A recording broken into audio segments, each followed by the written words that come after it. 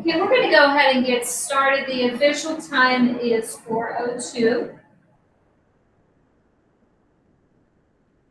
I know that the school staff is tired at this time of the year. I want to be respectful of your time and maximize your time away from the job as best we can here today.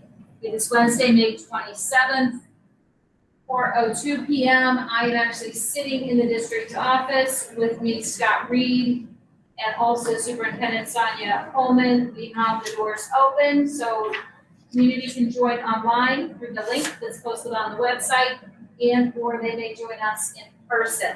So I'm just going to go over the list of appointees.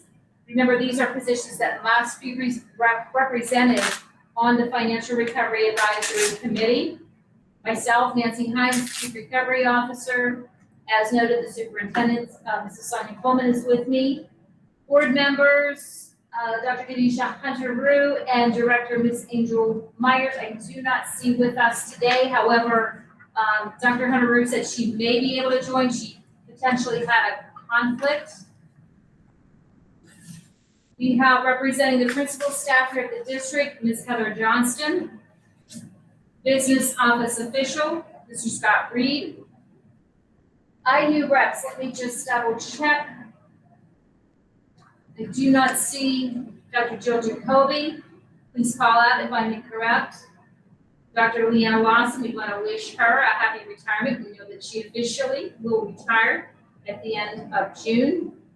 Dr. Katie Stenger, who has great familiarity with the district, had worked here previously as an administrator. She will be an AIU rep moving forward. She joined us last month. Our charter school rep, Dr. Melissa Garvin, she did announce in our meeting last month, that was April 29, 2026, that she also is retiring, and she did expect that last month would be her last meeting. I have since been in contact with Dr. Jill Jacoby. It is her role to assign another charter school representative. She did acknowledge receipt of that email, and she will also begin working on that, so we'll have more information in the future. Dr. Garvin did decline to join us today. Special education advocate Jessica Taylor, I do not see. Additional superintendent Dr. Caroline Johns from Northgate. We know that she's actively involved behind the scenes with Mrs. Coleman. She is regularly sending questions, offering consultation, reviewing documents. Two residents. I do see Tyra Grant with us today. Thank you, Tyra. Is Tina Nagel with us? Okay, and we do have Ms. Maria Kotek. Maria, I don't think you've missed a meeting yet, is that right? Nope, for years I've been on here. That's wonderful, representing the teachers. I do want to put a note and acknowledgement on the agenda to thank Martha Hoover. As you know, she has been the administrative coordinator, school board secretary here at Sto-Rox, and she recently tendered a resignation. However, she is working to help with transition. And she is considered at this point a temporary consultant who's offering support. The board has approved that arrangement, and she will be helping for the next few months at least. Again, I want to thank her for always being helpful with technology. We have Scott manning the laptops today. Mrs. Coleman and I have had an issue. We are not able to record, and we certainly want to continue to record these meetings and to have that recording posted to the website, so anybody who is interested may take a closer look if they were not able to join us today. Our PFM researchers and analysts, it looks like both are with us today, Stephen Ramirez and Hannah Friedrich. Thank you very much. And I don't believe I see any representative from Wessel and Company, another technical support agency. Their services are provided by the PA Department of Education, Michael Lamb and or Ed Denner. Are you with us today? All right, are there any community members or listeners who want to identify themselves as a guest today? I will say for the record, there is nobody in person with us. Okay, so we're going to just start covering the agenda as arranged there. The SASI, the Supporting America's School Infrastructure Grant Program. I do have a little bit of an update. I did have a communication with PDE's Erin Durr. She is the project lead, and the date of that exchange was May 21st. In that communication, she did say that she expects that project to move forward, and she will update SASI eligible districts when she knows more. And if you remember, the funding was federal, that was the source, and with the budget impacts in Harrisburg last year, there was a hold on that particular initiative. To qualify, you had to be a high poverty district, and then once you received notice of eligibility, you had to reach out and confirm that what your interest was and what your project focus would be. And as a reminder, supplies and equipment are not part of that. It's truly consultation. At the time, they did expect a team of engineers from Penn State University to lead that project and to come in and give suggestions. Technical expertise shared with district staff, again, for those who were deemed to be eligible. I believe now that maybe they have extended that beyond Penn State and that there are other entities that may apply to provide those services. So more information to come.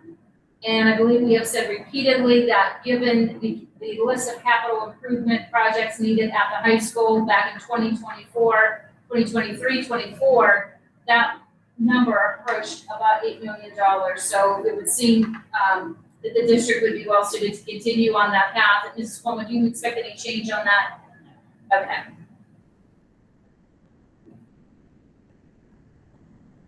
All right, so for old business, any appointee guest comments, concerns, anything new in terms of the topic?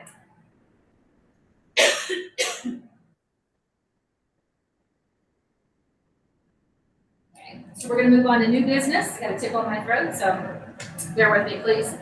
Our last meeting, as noted, was April 29th, 2026, and in red, I am so happy to be able to say this.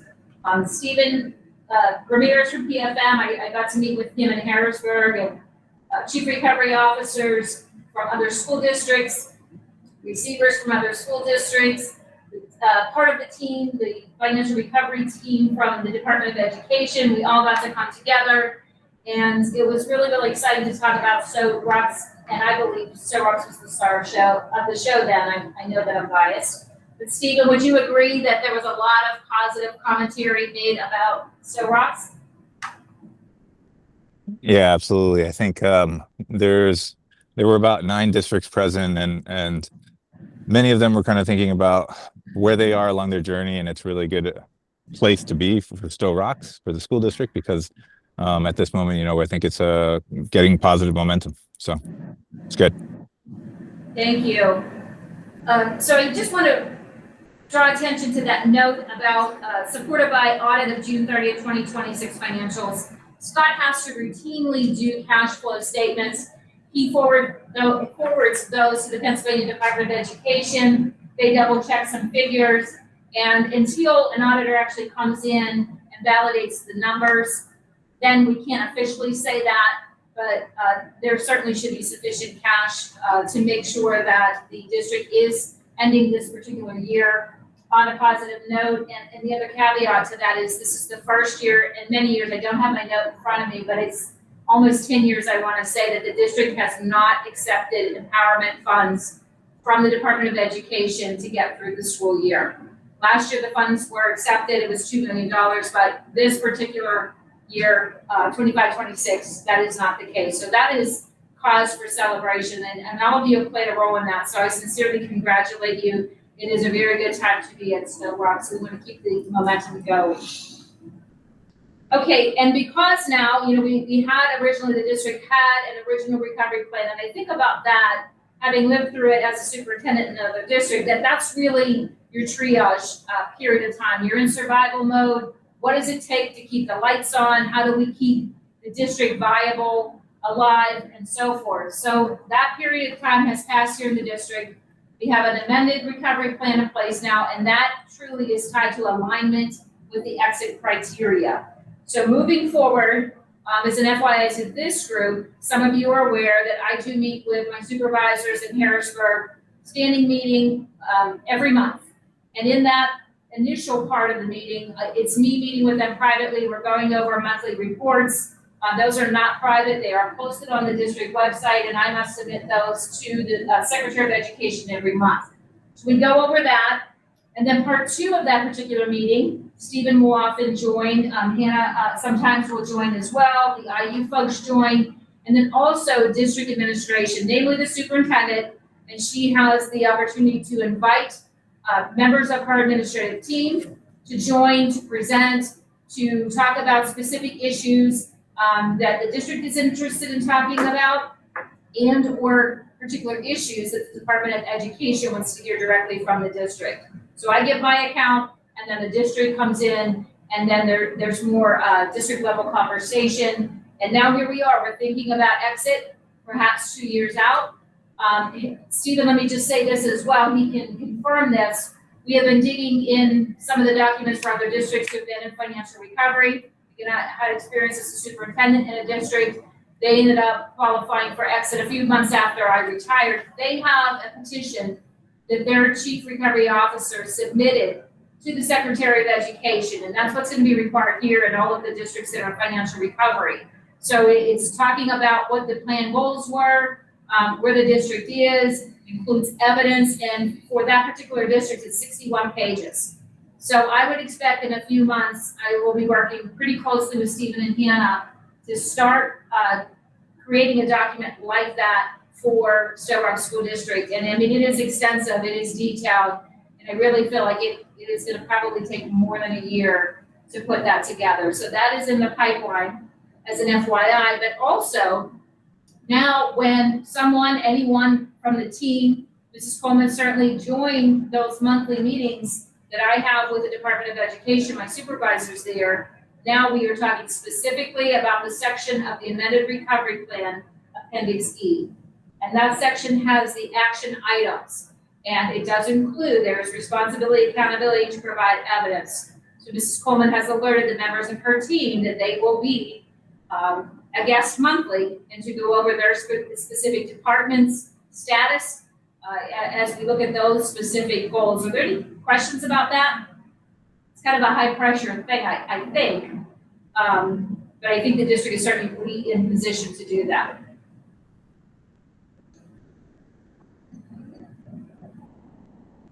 Okay.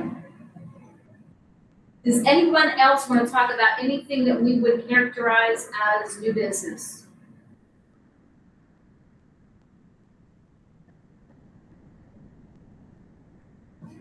Okay, so before we ask Scott to go ahead and give his presentation, this update on the 26-27 Sto-Rox School District budget, general fund budget, I'm going to just go over the calendar just a little bit. As you know, every month I put a disclaimer on it. This is a tentative presenter schedule. I've tweaked it a little bit. We could expect during our next meeting, Wednesday, June 24th at 4 p.m. Mrs. Coleman will present, and I'm looking forward to that. Our first year on the job here, her year in review. I think that will be very interesting. July 29th, I will present to this particular group, and I have a note there for you. I would expect prior to the start of the next school year, I will offer similar updates to the board during a public meeting and also at one of the welcome back staff sessions in August. For August for this particular group, I'm going to suggest no meeting. I think there's so many back to school activities, and again, everybody transitioning, ramping up. I'm going to suggest we forego August 26th. September 30th, we get back to a traditional agenda, no presentation, just some talking points, whatever's relevant in that particular moment. And then October 28th, November 18th. Remember, November 18th historically has been a little bit early for us. We certainly don't want to meet the Wednesday, the night before Thanksgiving, afternoon before Thanksgiving. So that is adjusted. We'll have some presentations. I will expect Mrs. Coleman to identify from her team who she wants to present on what topics. And then similarly, for this calendar year, I'm going to suggest that December 30th, we don't have any meeting due to the holiday break. Does anybody want to give any feedback as to what I just said? Does anyone want to suggest something different?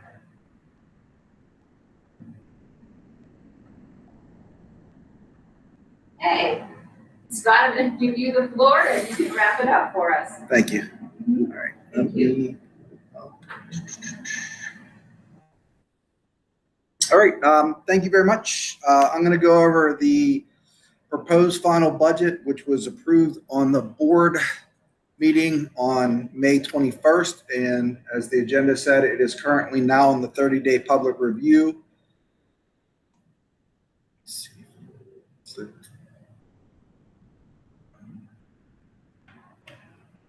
All right, I'm going to have to try to do it this way.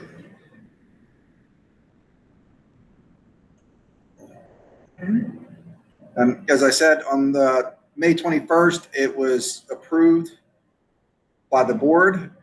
The 22nd, it went out for its 30-day public review, which is posted on the website, as well as in each three of our buildings. There's a hard copy for the public to be able to use and to sign. And then on June 24th, the board will approve the adoption of the 26-27 budget. Scott, if I could just add just one point real quick. So on the website, I did see this morning that there's also a form that you can submit if you want to give feedback. Yeah. So that's another way to collect community feedback prior to the recommendation for final adoption. Correct. And I did do a press release to let, to let the public know that they can go in and submit feedback. I did that Friday. All right, good. All right. Okay. And as we talk throughout this whole budget process, the fund balance implications of our budget, and as Nancy pointed to early about the big thing right now for exit of financial recovery, for us to be eligible, will require 3 consecutive positive fund balance years, and then to project out 5 more years of positive fund balance. In the 25-26 school year, Nancy pointed out, we didn't use any of the state empowerment funds for any operations. And then also, which helped us with the cyber charter expenditures, they're expected to end up lower because of state funding policies. And then right now, barring any unforeseen issues in the next month or so, we project a surplus for this school year. Then also with the unrestricted fund balance, PD limits maximum of 8%, which would be about 3.4 million of our budget. Where the district and the board, we strive to maintain at least 5%, so approximately 2.1 million of the budget. And district administration and the board possibly consider transfer of fund balance to the capital funds restricted account to cover the approximately $8 million that are identified in projects needed at the junior senior high school.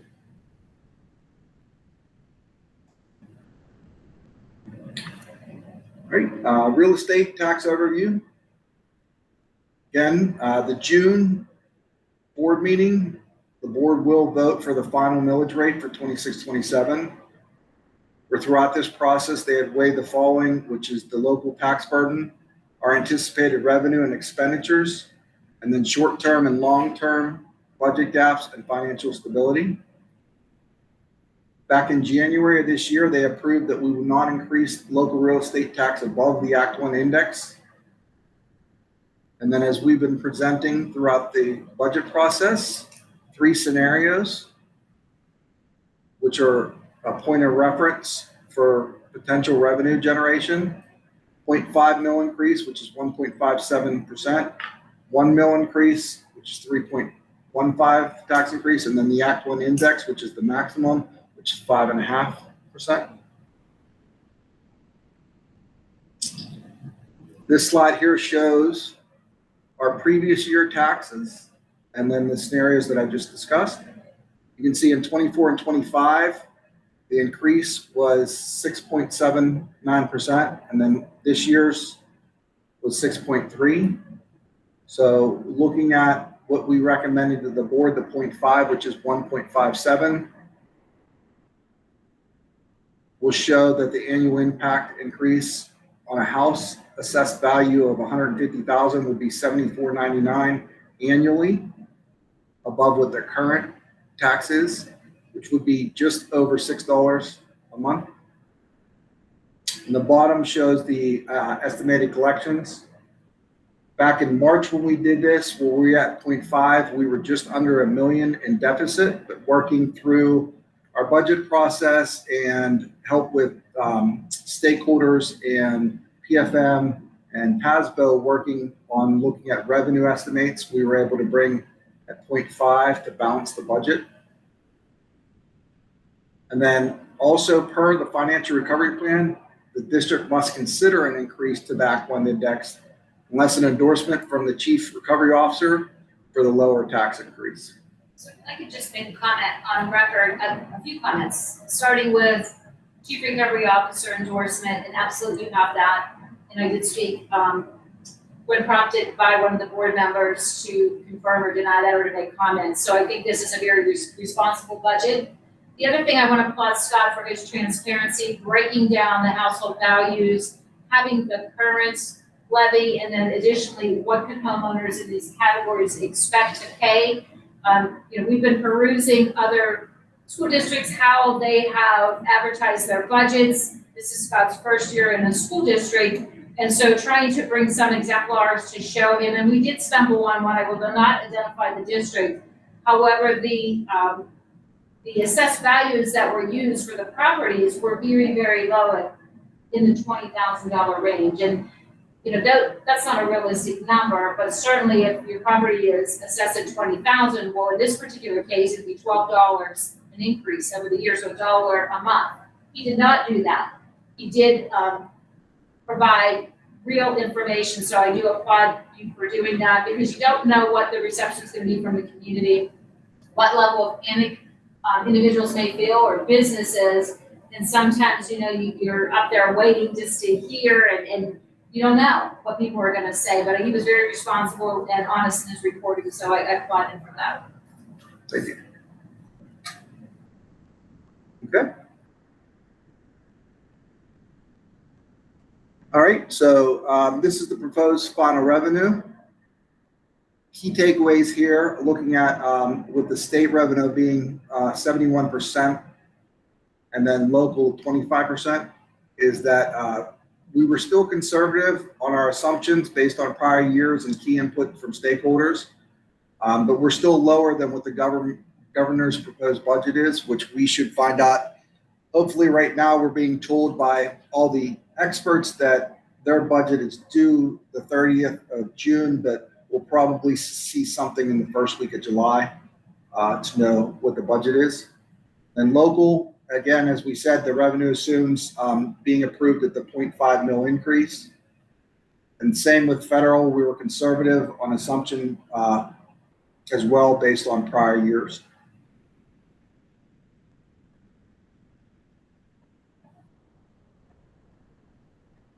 And then our expenditures, as you can see, the total expenditures are balanced with the total revenues. I'd like to point out that 75% of our expenditures are covered with charter school tuition, salaries, and benefits.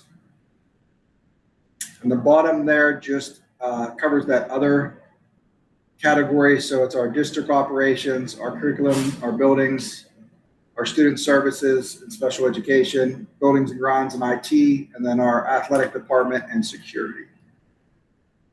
And as again, you can see in expenditures are, besides salaries and benefits, big things we look at is charter tuition and transportation tied with that. Our debt service is our 2017 general bond that we pay, both principal and interest, and then this year is our first payment of our PDE loan that is expected at, or it's not expected, but it's $100,000 a year for now the next 9 years after this year.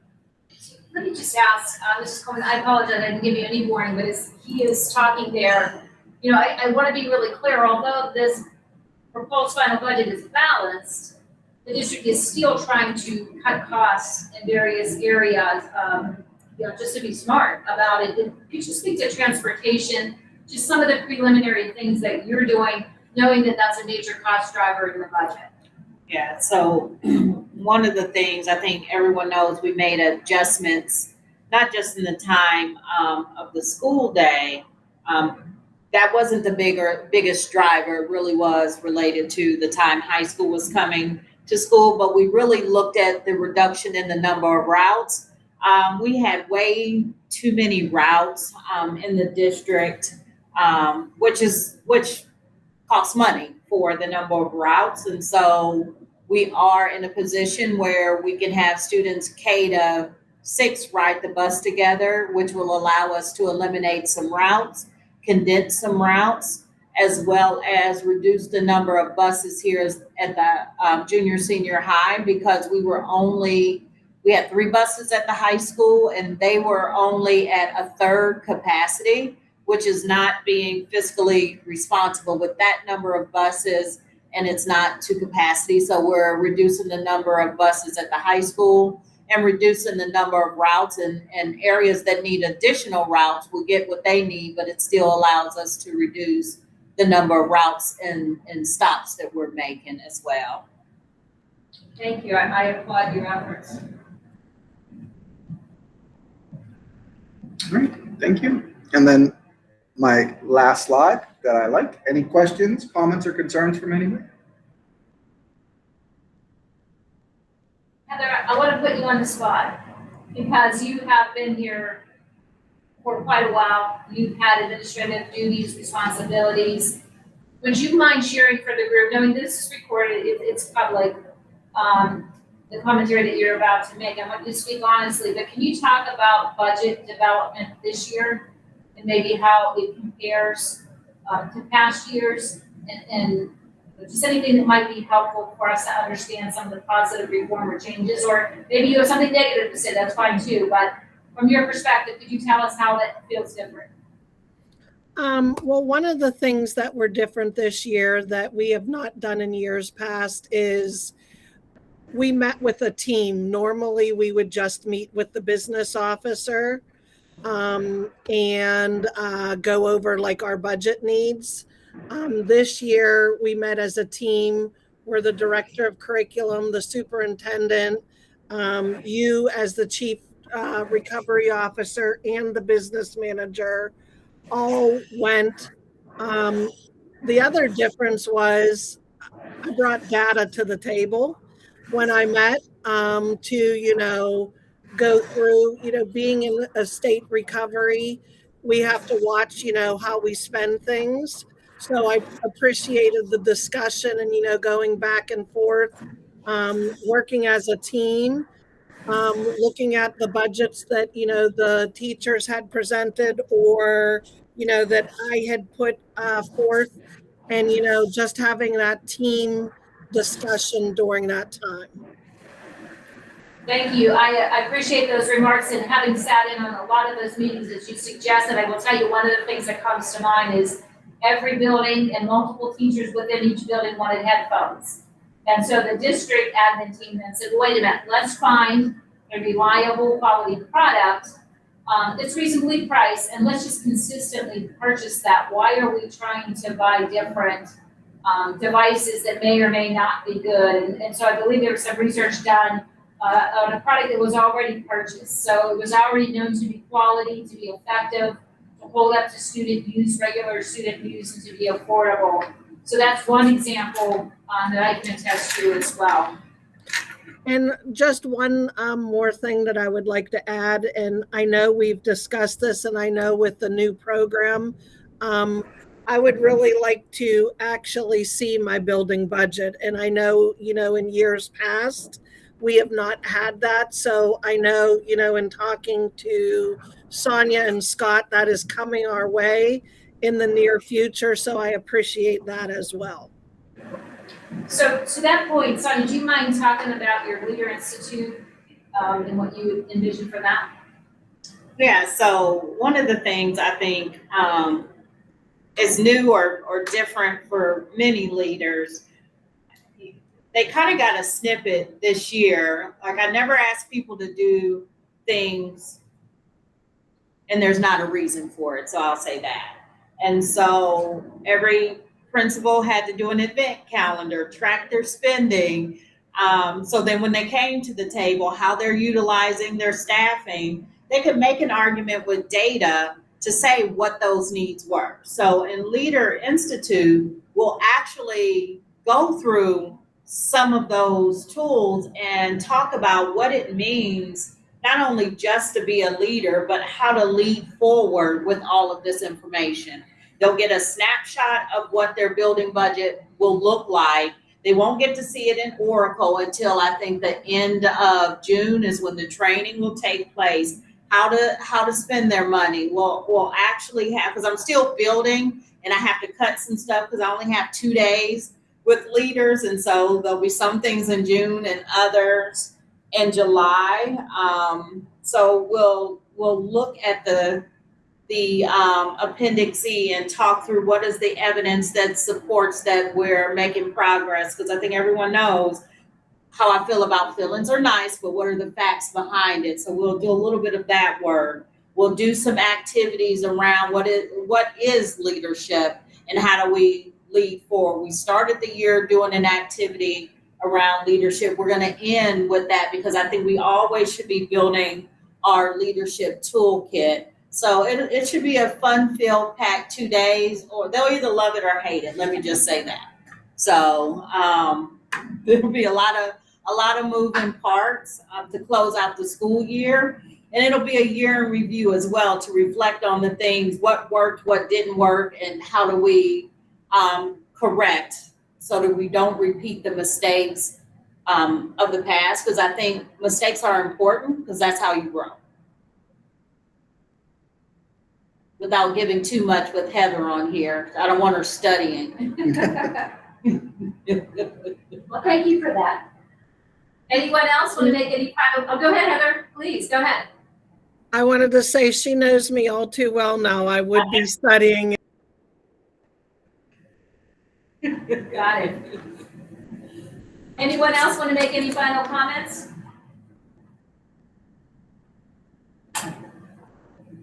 Okay, I thank you all for your time. We're going to close out the record here at 4:34. And a reminder, again, the next meeting will be Wednesday, June 24th at 4 p.m. Thank you so much, everyone. Thank you.